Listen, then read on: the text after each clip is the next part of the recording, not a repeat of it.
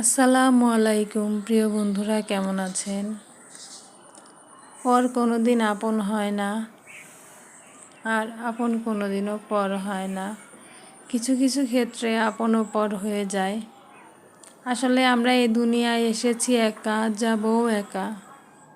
তাই আমরা যখন কষ্টে থাকি, তখন আমাদের সেই কষ্টটা নিজেদেরকেই শেষ করতে হবে, নিজেরাই কষ্টের সাথে লড়াই করে জিততে হবে। তো সবাই পারবে আপনাকে যে কোনো বিপদে ফেলতে, কিন্তু আপনি সেই বিপদ থেকে উঠে আসবেন বা উঠে দাঁড়াবেন। যারা আপনার ক্ষতি চাইবে তারা সব সময় আপনার দোষ ধরতে থাকবে, সব সময়। আর একটা কথা মনে রাখবেন, পর সারা জীবন পরই থাকে, তারা কখনো আপন হয় না বা আপন হবে না।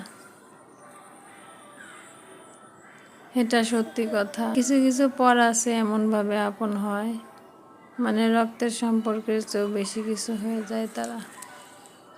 আবার কিছু কিছু আপন আছে যারা এমন ব্যবহার করে যে পরের চেয়েও অধিক কিছু হয়ে যায়।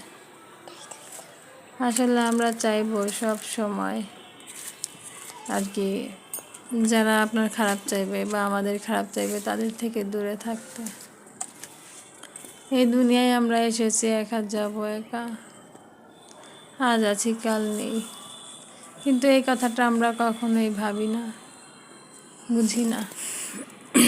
আজকে যদি আমি মারা যাই, কালকে আমি কবরে চলে যাব, কিন্তু যারা যারা আমার সাথে খারাপ ব্যবহার করছে তারা তো আমার কাছে ক্ষমা চাইতে পারলো না, বা আমি তাদের কাছে ক্ষমা চাইতে পারলাম না।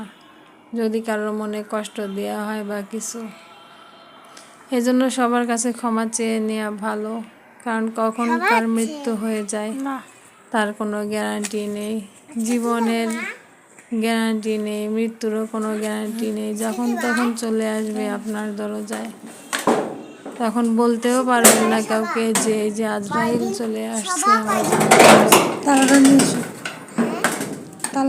হিংসা এমনই একটা জিনিস হয়েছে বর্তমান সমাজে, মানুষের মধ্যে হিংসা, অহংকার।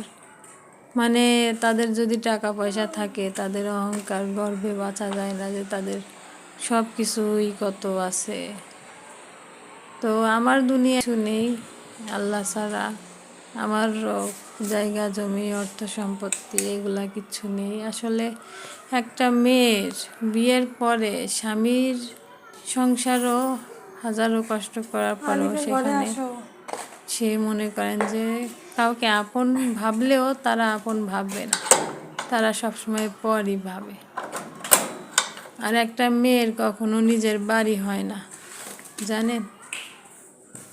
কারণ হচ্ছে সেই মেয়েটাকে সেই শ্বশুরবাড়ির কেউ আপন ভাবে না, সবসময় পরই ভাবে। সবসময় তার দোষগুলোই খুঁজতে খুঁজতে পাগল হয়ে যায়, তারা দোষগুলো খুঁজতেই থাকে।